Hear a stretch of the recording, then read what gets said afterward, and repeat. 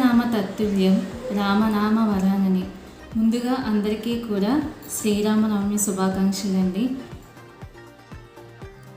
తండ్రి మాటను జవదాటని వాడు, నిత్యము సత్యమునే పలికేవాడు, ఏకపత్ని వ్రతుడు.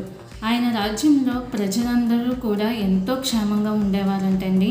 ఆయన పరిపాలనలో అసలు ప్రతి ఊరు కూడా ఎంతో క్షేమంగా సిరి సంపదలతో ఉండేదంట.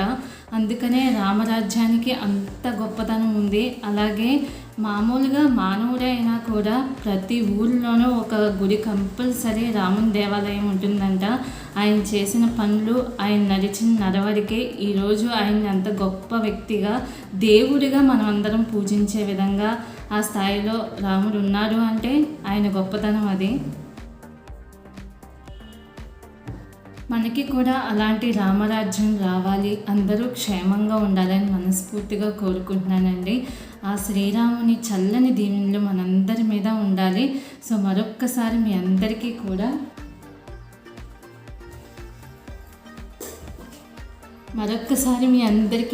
శ్రీరామనవమి శుభాకాంక్షలు.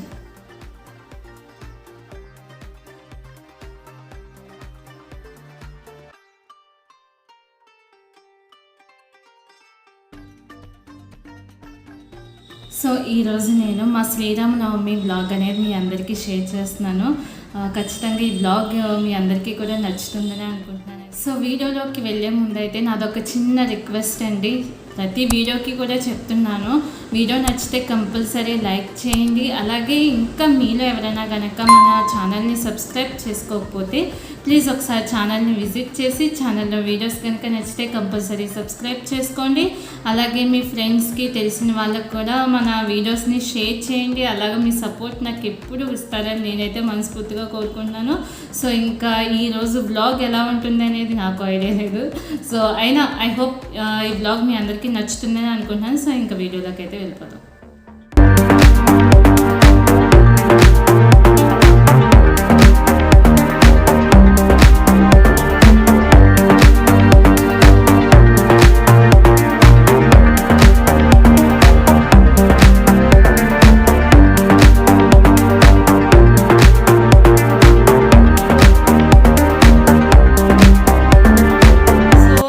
అయితే కంప్లీట్ అయిపోయింది. ఈసారి పానకం కూడా మా ఖుషి చేతి చేయించానండి. బట్ ఏంటంటే నాకు వీడియో షూట్ చేయడానికి అవ్వలేదు.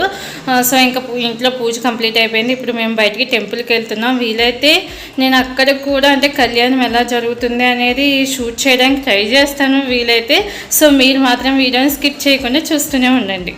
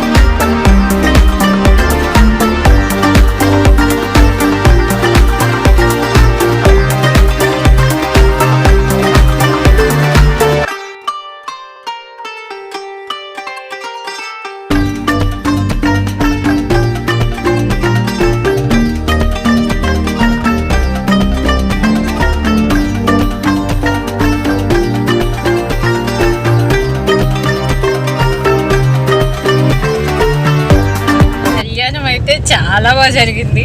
పానకం కూడా తీసుకుని వచ్చేస్తున్నాను నేను. చిన్నప్పుడు మెమరీస్ అన్నీ గుర్తొస్తున్నాయి.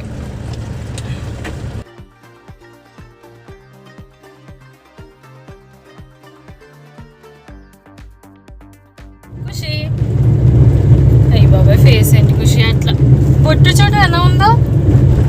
సరి చేసుకో. ఇది మొత్తం బొట్టు అయిపోయింది నీకు. చక్కగా కళ్యాణం చూసాము, రాముల వారి ప్రసాదం స్వీకరించాము. సో ఇప్పుడు ఎక్కడికి వెళ్తాం ఖుషి? మేము అలా వెళ్ళిపోతూ ఉంటాం, బండి ఎక్కడ ఆగితే అక్కడ ఆగుతాం అనమాట.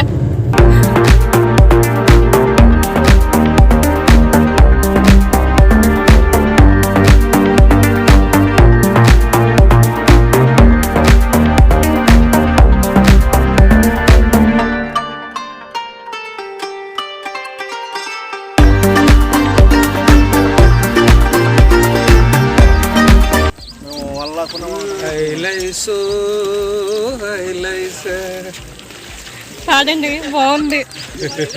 పొద్దున్న నుంచి చక్కగా ఏంటంటే పూజ చేసుకుని మధ్యాహ్నం నుంచి అంతా రెస్ట్ తీసుకుని నెక్స్ట్ మేము గోదావరిలో బోట్ షికార్కి వెళ్తున్నాం. అమ్మ ఇదైతే ఫస్ట్ టైం బోట్ షికారా.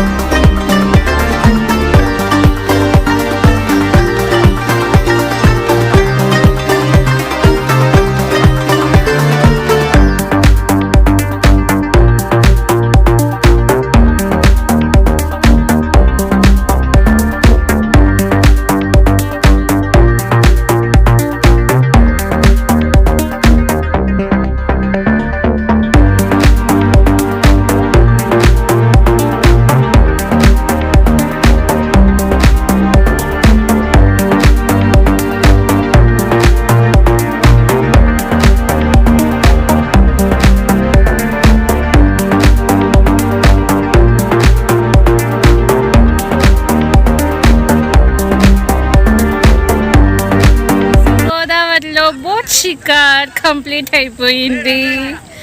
బాగా ఎంజాయ్ చేసాం, చాలా దూరం తీసుకొచ్చారు.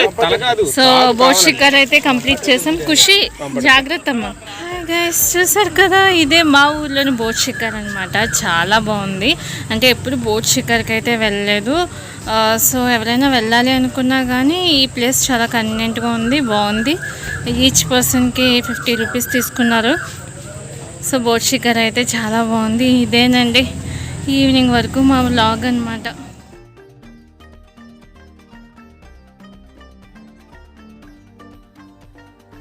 చూసారు కదండి, ఇదే మా శ్రీరామ్ నవమి వ్లాగ్. ఈ వ్లాగ్ మీ అందరికీ నచ్చిందని అనుకుంటున్నాను. నచ్చితే కంపల్సరీ లైక్ చేయండి. లైక్ చేయడం మాత్రం అస్సలు మర్చిపోవద్దు. ఖచ్చితంగా లైక్ చేయండి. అలాగే సబ్స్క్రైబ్ చేసుకోండి, షేర్ కూడా చేయండి.